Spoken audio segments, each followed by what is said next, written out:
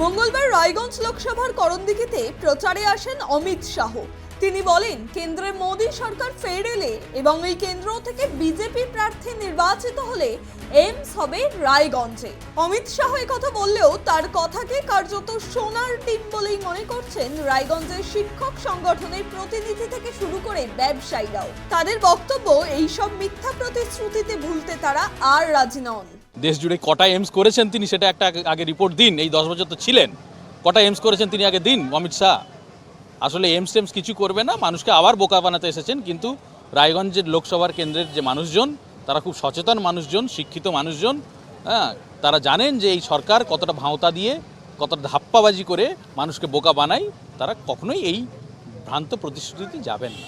প্রথমত অমিত শাহ এটা জেলাবাসীকে ভুল বার্তা দিচ্ছে লোকসভা নির্বাচনকে কেন্দ্র করে, এবং তিনি এটা আমি বলতে চাই জেলাবাসীকে, যদি এইমস হয় তাহলে আমাদের প্রিয় নেত্রী মমতা বন্দ্যোপাধ্যায়ের উদ্যোগেই জেলাবাসীর সেই দীর্ঘদিনের দাবি সেটা পূরণ করতে মমতা বন্দ্যোপাধ্যায় তথা আমাদের প্রিয় নেতা কৃষ্ণ কল্যাণী মহাশয়ের হাত দিয়ে এটা সম্ভব।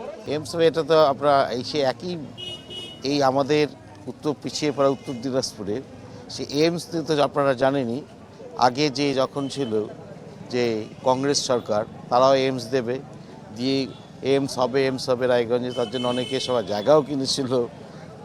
জায়গাও আমরা সবাই ভালো করলো যে যাক, নর্থ বেঙ্গল আমাদের নেই, তারাও বলেছিল এইমস হবে। আর এরা এসে তো সেই এইমসটাকে নিয়েই চলে গেল কলকাতাতে। আর এরা যখন এইমসটা দেবে রায়গঞ্জে, সেই রায়গঞ্জ থেকে উঠায় নিয়ে কল্যাণীতে নিয়ে চলে গেলেন। তারা এখন বলছেন এইমস দেবেন। মানে এখন হচ্ছে সেই মানুষের যে সেন্টিমেন্ট, আমাদের উত্তর দিনাজপুরের যে সেন্টিমেন্ট, এই ভাওতাবাজি দিয়ে সেই ভোটটাকে নেওয়ার ধান্দা।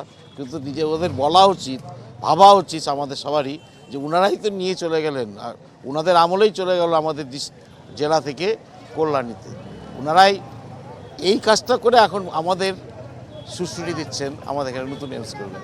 এটা ভাওতাবাজি ছাড়া কিছু ভোটের সুশ্রুতি। সব বলে গেছেন যে এইমস করে দেবেন, কিন্তু আমাদের দুর্ভাগ্যের বিষয়, এখান থেকে কিছু করতে পারবেন না। আমরা পিছিয়ে পড়া জেলা, সারাদিন জীবনে পিছিয়ে থাকবো আমরা। কিন্তু এবার আশা করব যেই জিতুক যেন আমাদের জেলার প্রতি নজরটা যেন দেয়, দিল্লি দরবার থেকে যেন আমাদের অধিকারকে ছিনিয়ে আনতে পারে, এটাই আমাদের দাবি থাকবে। রায়গঞ্জের ব্যবসায়ী মহলের একাংশ শাহী প্রতিশ্রুতিতে বিশেষ আগ্রহ দেখাতে একেবারেই নারাজ।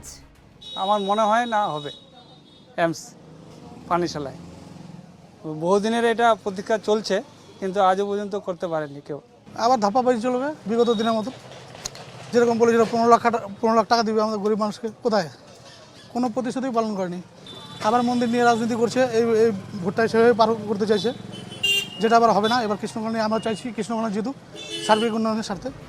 এই মুহূর্তে রায়গঞ্জের প্রচার একেবারেই শেষ মুহূর্তে। রাজনৈতিক মহলের একাংশের মতে সময় যত এগিয়ে আসছে ততই টেক্কা দিয়েছেন তৃণমূল প্রার্থী কৃষ্ণ কল্যাণী। এই কেন্দ্রে প্রচার করে গিয়েছেন প্রধানমন্ত্রীও। সেই সভায় ভিড় হলেও তা বিজেপির ভোট বাক্সে পড়তে পারে এমন সম্ভাবনা অনেকাংশে কম, কারণ রায়গঞ্জের জন্য কোনো ঘোষণাই পাননি বলেই হতাশা ব্যক্ত করেছেন এখানকার মানুষ। এবার অমিত শাহের এইমস প্রতিশ্রুতিকেও কার্যত প্রত্যাখ্যান করলো রায়গঞ্জের আম জনতা। ফলে মনে করা হচ্ছে এইমস প্রতিশ্রুতি মানুষকে দাগ না কাটায় বিজেপির পালে হাওয়া লাগার সম্ভাবনাও কমলো।